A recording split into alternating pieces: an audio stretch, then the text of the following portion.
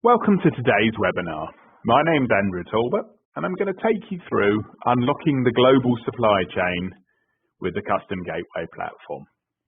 So, it's a short webinar really, just designed to give you an introduction.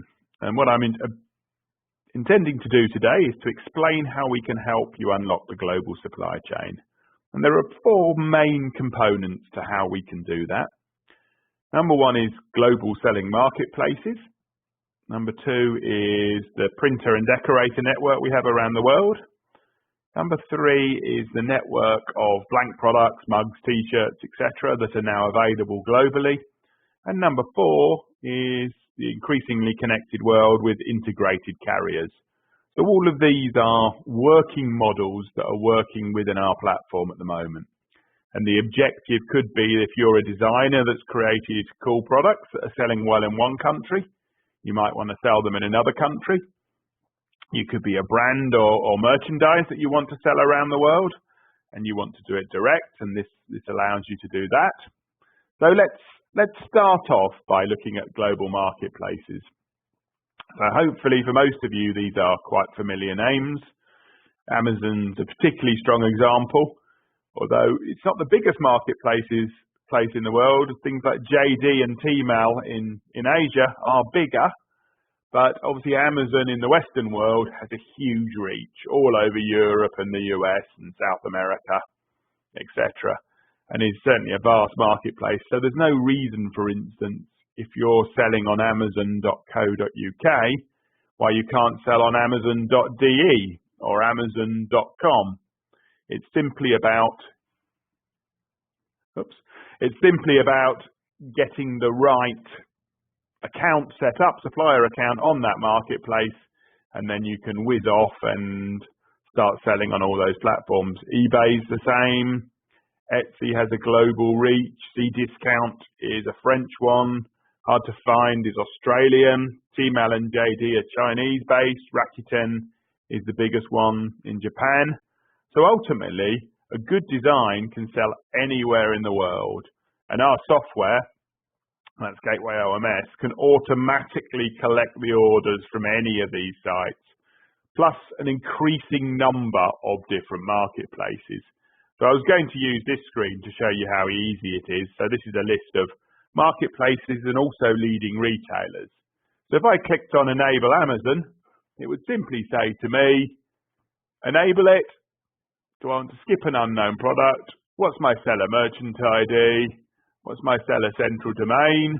So those are the Amazon ones we currently support. What's the sale channels? You can see their country codes where you can sell. This allows a little bit more detail, the concatenation, which I won't go into on this webinar, and what's your API token. Hit save, and in reality, then you're collecting orders. We also have a range of feeds. So if I went into the virtual product warehouse, which is our virtual product warehouse of products from other people you can sell as well. So you don't just have to be limited to your own products. You can use other people's. So I don't know, let's just use something simple, like maybe a Disney range. So I want to sell Beauty and the Beast or Dumbo or Toy Story's in at the moment. So I want to sell Toy Story products. I go on to feeds. And I've got Amazon Marketplace and Amazon Custom, and obviously some other options on there as well.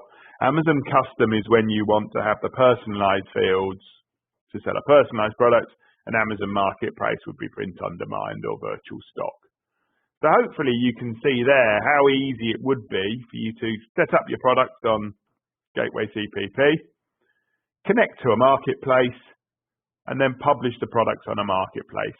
And obviously then it's one platform, Gateway CPP, that's publishing your products on all of these. So the next dilemma is we're starting to get some transactions, is how do you fulfill those transactions?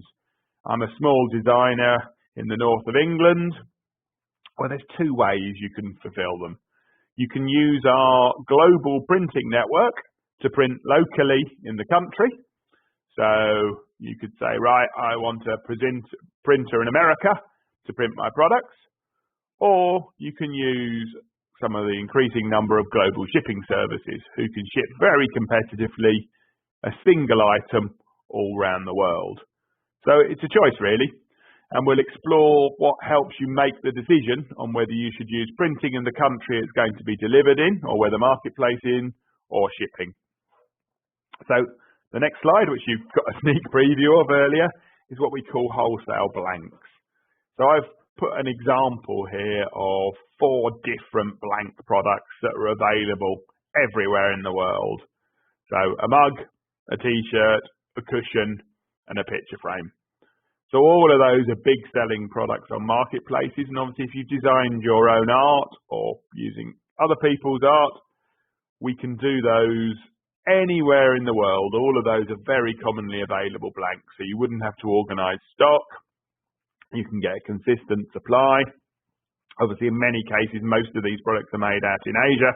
Obviously, although there is a lot of local country manufacturing too, but it's easy enough to get a consistent quality all around the world. So, if your product is printed on what I call a wholesale blank, there's no reason why you have to ship it from one country to another. You can have it printed in the country where it's ordered. So, giving you an example of that, these are a range of wholesale blanks in the system. There's just a few t-shirts, etc.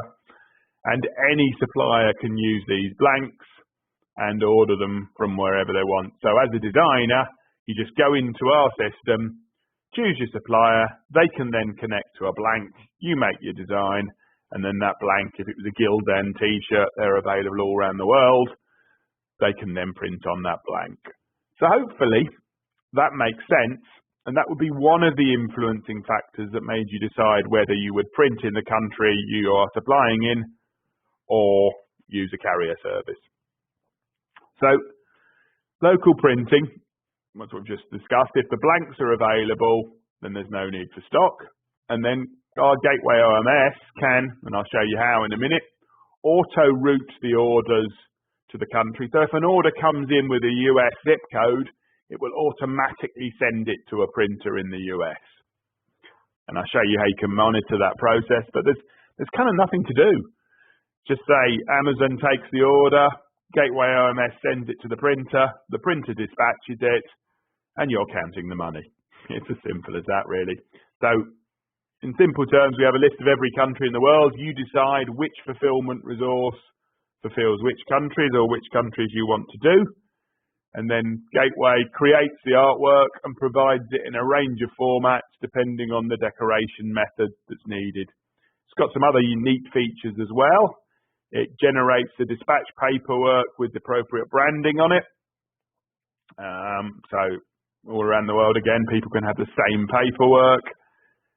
It confirms when your order's dispatched, and it's got a nice little feature for easy payment reconciliation. So if you're, got 4 or 5 printers around the world, it'll tell you instantly what you owe each printer. Obviously, you tend to get your money up front, and then you tend to pay the printers on 30 days, depending on the size of your company. Some printers won't give trade accounts to smaller companies until you've got a track record.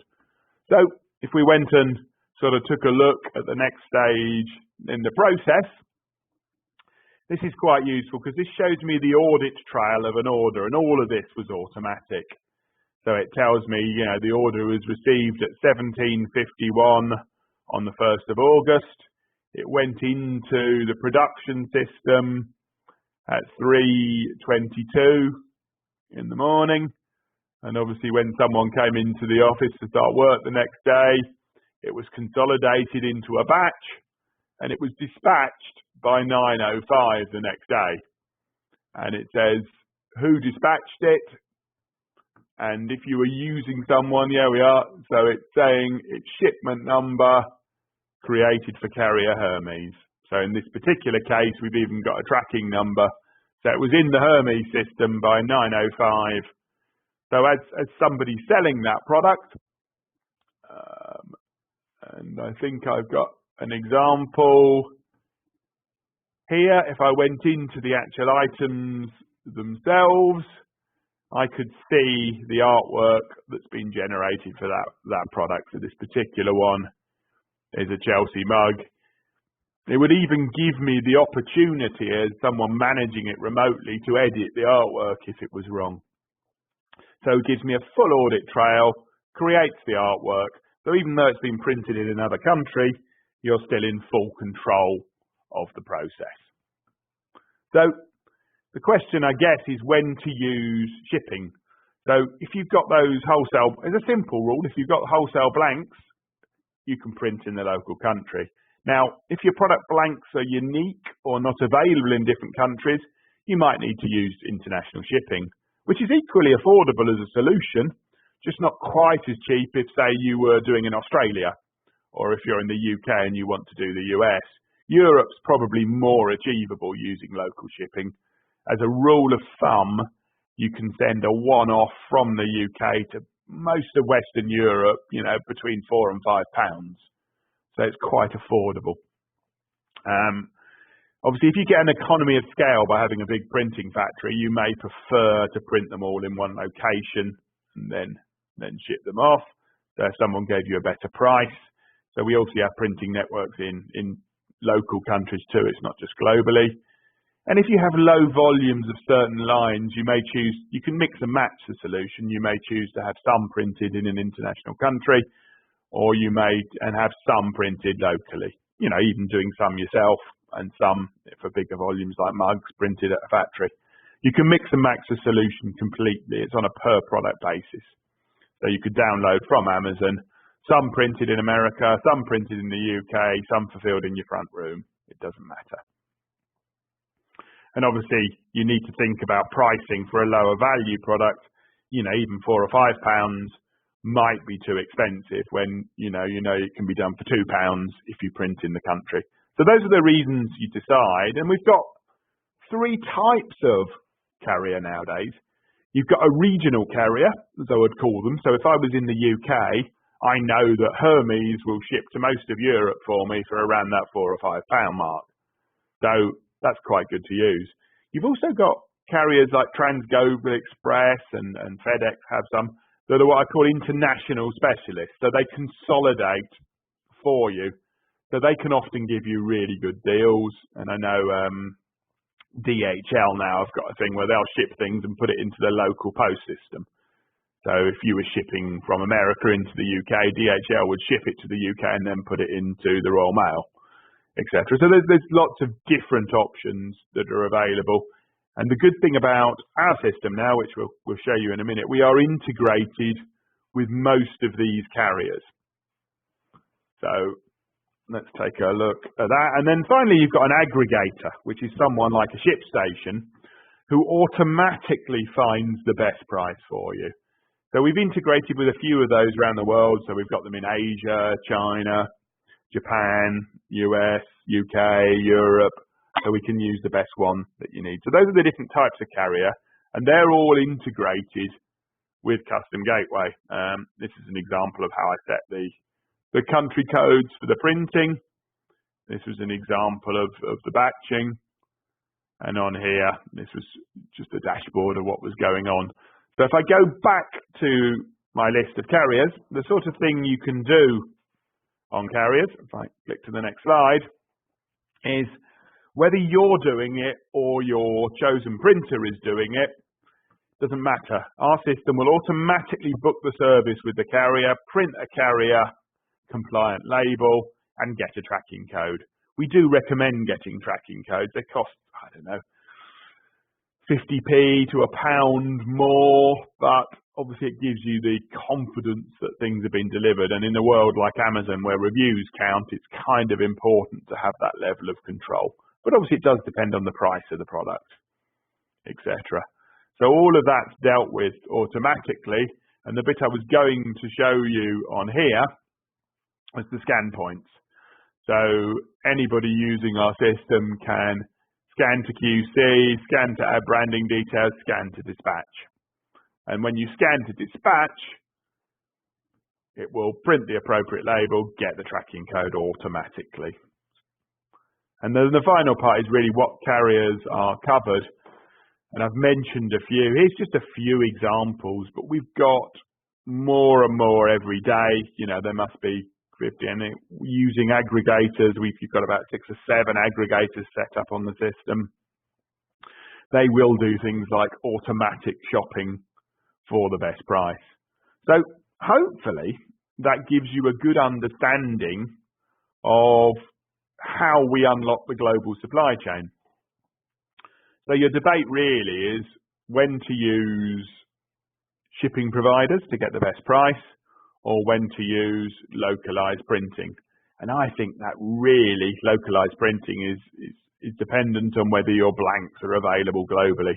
Obviously, there's nothing to stop you organizing stock in other countries, but if you're using wholesale blanks, it just means they're available everywhere all the time. And there must be at least 1,000 wholesale blanks that are now available globally.